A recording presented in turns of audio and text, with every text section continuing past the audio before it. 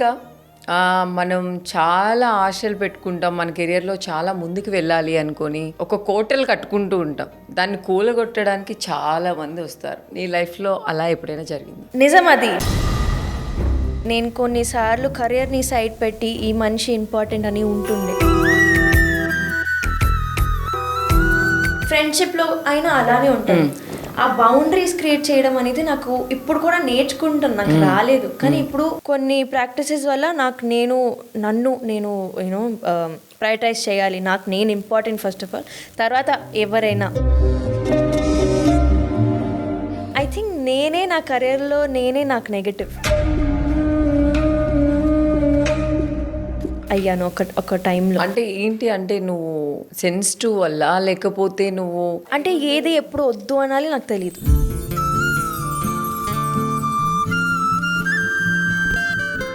వద్దు అనడం తెలీదు. అంటే ఇప్పుడు when should I walk away from it అని తెలీదు. ఎప్పుడు ఆ మనిషికి వదిలేయాలి నాకు తెలీదు. నేను ఇట్లా లేదు, మంచితనం ఉంది ఉంది ఉంది ఉంది ఉంది ఇట్లా గెట్ బెటర్ అని ఉంటాను. అదే నాకు ఇంకా టార్చర్, ఇంకా డిప్రెషన్ మొత్తం. బికాస్ ఇక్కడ మనం ఒక మనిషి కోసం ట్రై చేస్తూ ఉన్నప్పుడు మా మీద ఫోకస్ ఉండదు, అసలు కెరీర్ ఉండదు. ఆ మనిషి ఏం చేస్తున్నాడు, ఏంటి నెక్స్ట్ ఏంటి ఇలా.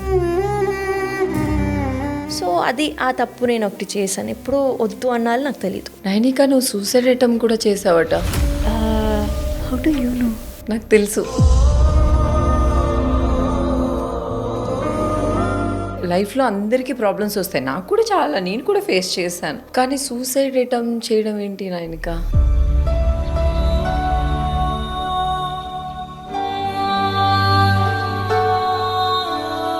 అప్పుడు డి టైంలోనేది, డి ఎండ్ టైంలో ఇంకా నా వల్ల కాదు, ఎవరు నా మాట వినట్లేదు అనే పొజిషన్లో వచ్చాను నేను, ఇంక్లూడింగ్ మై ఫ్యామిలీ. వీళ్ళకి అర్థం కావట్లేదు, ఎందుకంటే నేను అరిచి చెప్తున్నాను, కామ్గా చెప్తున్నాను, కోపంగా చెప్తున్నాను, ఏడుస్తూ చెప్తున్నాను, ఎవరికి ఏం అర్థం కావట్లేదు. ఎవరు అర్థం చేసుకోలేదు అసలు లేదు. అంటే సమ్హౌ అది నా మీదే వచ్చేస్తుంది blame. But everyone can see blame ఎక్కడో ఉంది, కానీ లేదు. అలా అంటే కొన్ని మనకి పాస్ట్ నుంచి ఇట్లా జనరేషన్ నుంచి ఇది ఇలానే ఉండాలి, ఇలా ఉంటే కూడా ఓకే పర్లేదు, కొన్నిసార్లు అబ్యూస్ మనం భరించాలి,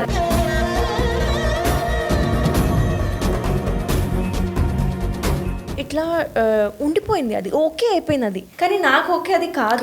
నేను ఫైట్ చేసేటప్పుడు అది జనాలందరికీ అండ్ ఓ మై గాడ్, ఎంత ఎంబారెస్ చేశానంటే నేను నాకు ఒక 11-12 మెంబర్స్ ముందు ప్రాక్టీస్లో నన్ను నేనే తిట్టుకొని, గలీజ్గా తిట్టుకొని, ఏడుస్తూ.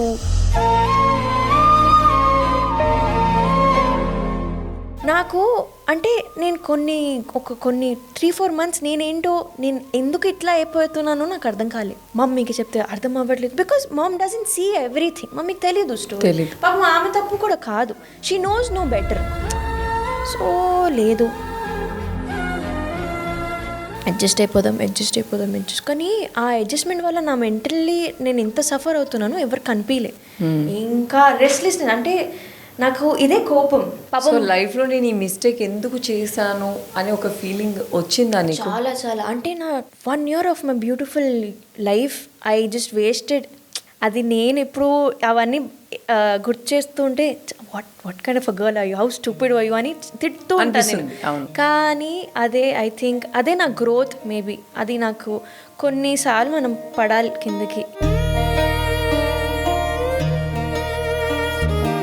Just to know that how to love your self more nicely.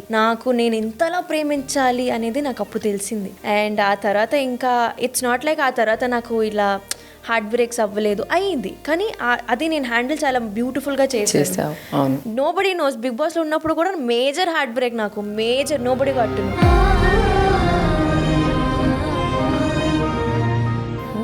Big బాస్లో ఉన్నప్పుడు కూడా బిగ్ బాస్ అసలు ఇట్లా నేను అసలు బిగ్ బాస్ కూడా మేబీ మళ్ళీ వీక్ అయిపోతా, మళ్ళీ వీక్. ఎందుకు బిగ్ బాస్లో వెళ్తే టఫ్గా ఉండాలి మనం, అట్లా స్ట్రాంగ్ ఉండాలి కొన్నిసార్లు నేను అంటే. కానీ థ్యాంక్ఫుల్లీ అక్కడ నేను ఉన్న టైం కూడా ఇట్లా నేను ఇట్లా ఏడుస్తూనే ఉండకుండా నేను మంచిగా హ్యాపీగా ఉన్నా వచ్చేసా నేను. సో ఇట్లా లవ్ చేస్తున్నానని చెప్పి మోసం చేసే వాళ్ళకి నువ్వేం చెప్తావు? దేవుడు ఉన్నాడు, చెప్తాను నేను, ఎందుకంటే I have seen people suffering చాలా. ఇవన్నీ చీటింగ్స్ అనేది, మోసం, వాళ్ళు బయట బాగానే ఉంటారు కానీ లోపల నోబడి, అంటే వాళ్ళే ట్రూగా లేరు, నిజాయితీగా లేరు. నీలో చాలా తక్కువ ఉంది కాబట్టి నువ్వు ఇన్ని చేస్తున్నావు. నీకంటూ నేను 100% ఓకే, నేను 100% పర్ఫెక్ట్గా ఉంటాను, ఫేక్గా ఉంటారు. అంటే వీళ్ళు లోపల అంటే హాల్లో ఏమి ఉండదు, ఖాళీ, just to satisfy their ego. So నీ ఈగో చిన్నది కాబట్టి నువ్వు ఇలా చేస్తున్నావు. నువ్వు ఒక ప్రాపర్ మనిషివి అంటే ఒక మనిషిని మనం అంత ట్రస్ట్ చేసి లవ్ చేస్తాము, మన కెరియర్ వదిలేసుకుంటాము, మనల్ని వదిలేస్తాము, మన ఫ్యామిలీని వదిలేస్తాము, ఏమి వాళ్ళే లైఫ్ అని అనుకుంటాం. ఇప్పుడున్న జనరేషన్ అలాగే ఉంది. కానీ ఒక్కసారిగా వాళ్ళు చేంజ్ అయిపోతే మనకు అర్థం కాదు ఒక్క నిమిషం ఏం చేయాలని. మనం మెంటల్గా ఫుల్ డిస్టర్బ్ అయిపోతాం. అలాంటి వాళ్ళకి నువ్వు ఎలాంటి సజెషన్స్ ఇస్తావు? ప్రేమించే ముందు మిమ్మల్ని మీరు ప్రేమించుకోండి ఫస్ట్ ఆఫ్ ఆల్. ఎందుకంటే మాకు ఎలా అయిపోతుంది అంటే ఒక టైం వరకు తప్పుగా కూడా వాళ్ళు మనల్ని రాంగ్గా ట్రీట్ చేసినా మనం ఓకే అయిపోతాం. ఎందుకు? బికాజ్ మాకు తెలీదు నేను ఇట్లా ట్రీట్ అవ్వాలి, ఒక మనిషి వస్తే నాకు ఇది నచ్చితే నాకు అదే కావాలి అని అలానే ఉంటాను. నన్ను నేను ఎట్లా ప్రేమిస్తాను అలానే నాకు ప్రేమించాలి. సో నేను అదే అంటాను, ఫోకస్ ఆన్ యువర్ సెల్ఫ్. ప్రేమ వస్తుంది, మనల్ని ప్రేమించుకున్న తర్వాత వాళ్ళని ప్రేమించాలి అంతే. అంటే ఈ మోసం చేసే వాళ్ళకి కర్మ అనేది తగులుతుంది అంటారు. పక్క తగులుతుంది. నేను ఒక మనిషిని ప్రేమిస్తే గట్టిగా ప్రేమిస్తాను, కానీ నాకు ఆ మనిషి నచ్చకపోతే ఇట్లా, if I hate a person, నేను ఇట్లా చచ్చిపోవాలి నేనే అంటాను. నాకు అంతా హేటెడ్ వస్తుంది. ఎందుకంటే 100 ఛాన్సెస్ ఇస్తాను, ట్రై చేస్తాను, అండ్ నేను అక్కడ దాకా వెళ్తే నువ్వు ఎందుకు హ్యాపీగా ఉన్నా అని కూడా I will not wish good on everybody. లేదు నాకు నచ్చవు నువ్వు ఇట్లా నువ్వు సఫర్ అవ్వాలి, నీ లైఫ్లో నువ్వు సఫర్ చూడాలి. అండ్ నిజం చెప్తున్నాక నాకు మోసం చేసిన ప్రతి ఒక్కరు ఎవ్వరు హ్యాపీగా లేరు ఇప్పుడు లైఫ్లో. ఖచ్చితంగా కర్మ అనేది ఉంది.